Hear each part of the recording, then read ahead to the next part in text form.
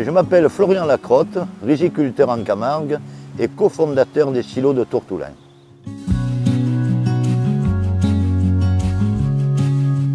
Mais le silo de Tourtoulin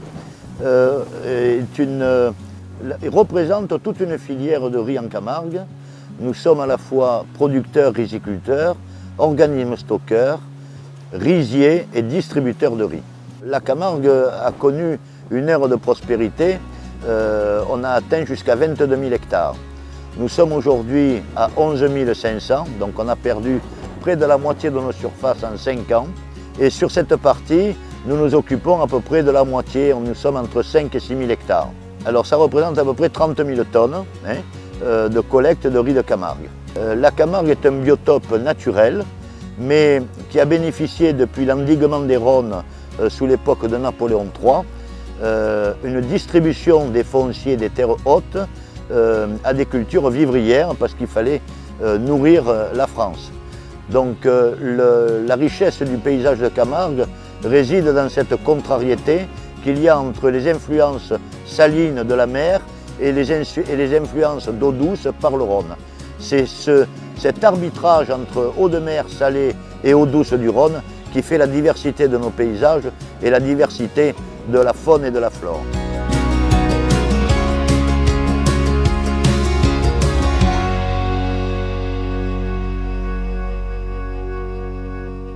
Les différentes étapes de la culture de riz commencent déjà à la mise en structure du bassin rizière.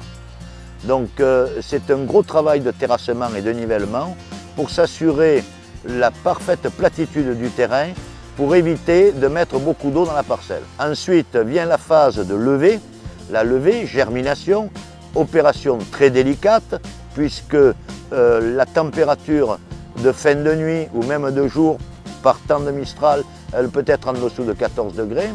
Alors nous jouons sur la lame d'eau. Et j'ai l'habitude de dire que le riz, nous ne le cultivons pas, mais le riz, ça s'élève. Et l'épiaison intervient entre le 1er et le 30 août. Donc encore une phase délicate, puisque pour réussir la fécondation, il nous faut à nouveau le critère des 14 degrés. Après la fécondation, vient la période du remplissage de la graine, et après la période de maturation. Le déclenchement de la moisson est déterminé par le taux d'humidité du grain, et nous déclenchons les moissons à 21% du taux d'humidité. C'est là que nous considérons que le grain est mûr et que le transfert de la dernière feuille au grain est terminé.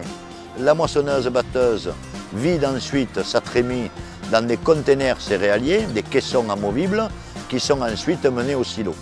Alors le grain qui arrive au silo est d'abord trié, débarrassé de son menu paille ou des balles vides, des grains qui n'auraient pas été fécondés.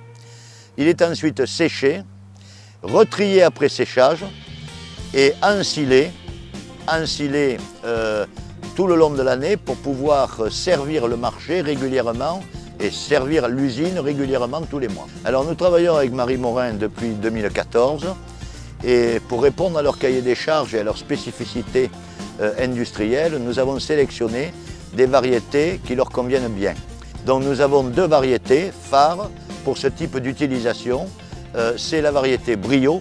Donc nous sommes là devant une parcelle de Brio qui sera destinée futurement entre autres à Marie Morin. Et une autre variété qu'on appelle Gageron, qui est une variété d'obtention française du Centre français du riz.